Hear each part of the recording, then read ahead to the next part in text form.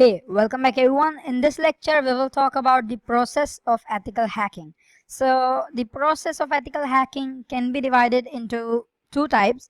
Either you will use the technical hacking or you will use the non-technical hacking.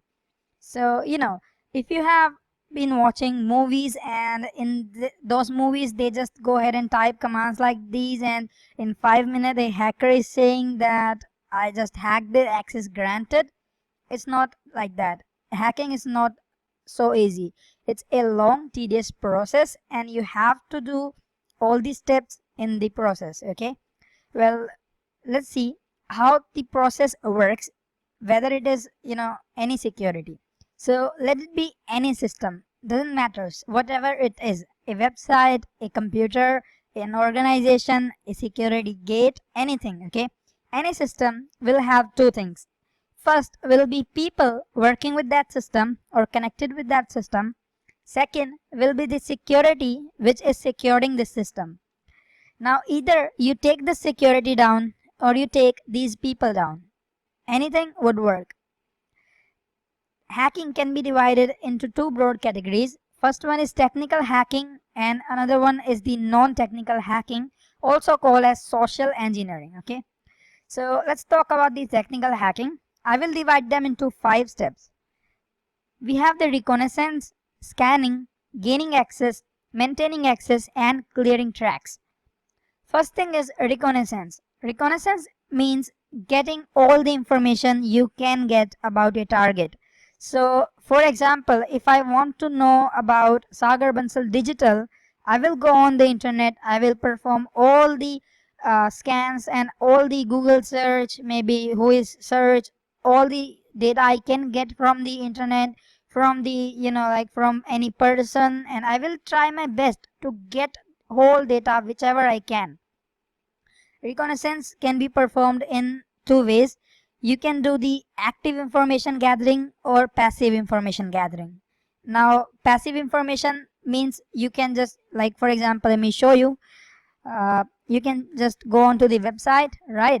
And if you just go on the website, here you will see some about us, right? You can just go there and you will see, for example, my information here. So you get some information. Another active, like passive information example is whois.com. So for example, you go to whois.com and here you type in the domain name and you just search for it, and it will tell you the domain name, owner, and the phone number and other stuff like that. So this information is publicly available on internet, right? So you can just go here, and now all the information which it will show us is publicly available information. Whatever I want to do, I can do with this information, right? Here's the information. So this is the publicly available information, and if I just go ahead and try to perform scans with some tools, which, like for example, Vega vulnerability scanner, that is a active information gathering and it requires you to have legal permissions from the owner. Okay, so this was all about reconnaissance. Now the next step comes is the scanning. So in reconnaissance, I just gathered all the information. In scanning, I will start to see that information, document that information, and try to find some important pieces of work. So some important information that can be useful. I will try to find some vulnerability in that system. For example, in reconnaissance, I got to know that Sagar Bansal Digital is using WordPress 3.2, which is very vulnerable. I can go ahead and find on internet what is the vulnerability in 3.2. Third step, gaining the access. I will go ahead and gain the access uh, using any kind of exploit or some kind of, I mean, it can be anything through which I can get access and I can take advantage of the vulnerability which I found in scanning. After gaining access, I even want to maintain the access.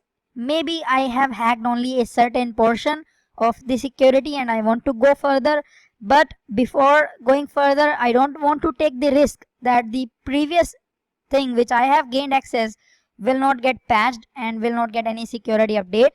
So I will create a backdoor and maintain that access.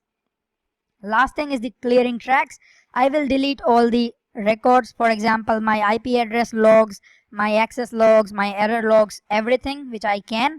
And finally, after completing the cycle, I will create the report and document everything, implement, like for example, give suggestions, countermeasures, security implementations, and I will just submit the report to the concerned person. This was technical hacking. In non-technical hacking, we have the same 5 steps, but there is little difference. Now it is concerned with a human. Information gathering of what? Human. For example, Sagar Bansal Digital, I want to know about Sagar Bansal this time, not website. I'm not interested in the WordPress or any kind of technologies. I am interested in Sagar Bansal this time.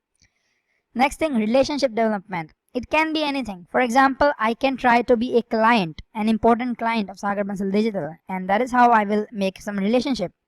Exploitation of relationship. After I have developed some relationship, I will try to exploit that. I will try to create some seriousness, some threat, or any kind of thing which I can. Maybe it can be asking for help, right? Asking for something, or it can be some threats. It can be some any kind of exploitation I can do with the relationship. Execution of the objective. So after I have got some access, I will execute my objective. For example, I wanted to get the details of all the users of sagarbansal.com. With exploitation, I have got the details. I have got the admin access. I will just take my information, the user information from the website, and then clearing the tracks. Now clearing the tracks means closing the position. So in social engineering, you should not let the victim know that he has been hacked. For example, if I hacked Sagar Bansal through social engineering, I will not let him know anything has happened wrong. I will go ahead and close this situation in a very normal way. Like as I was a client, I just done my work and now I am free to go. So position will close very normally. And after all of this, again submit the report to the concerned person. This was all about the process of hacking. In next lecture, we will continue with the type of pen testing. And thank you so much for watching.